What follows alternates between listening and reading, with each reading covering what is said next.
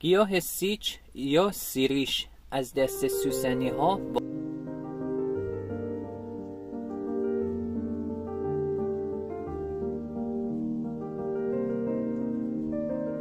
ریشه این گیاه ضخیم و لعابدار است. این گیاه در نواحی کوهستانی و مرتفع می روید و فصل گلدهی آن از اواسط اردیبهشت ماه تا اواسط خرداد ماه است.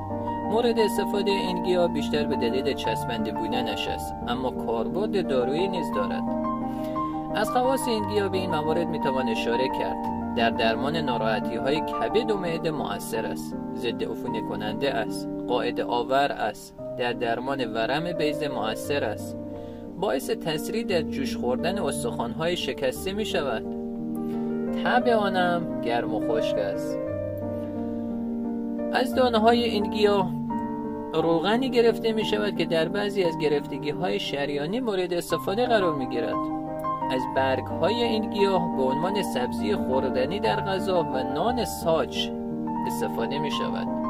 از ریشه این گیاه که به صورت غدد پنجه‌ای است به عنوان چسب استفاده می شود.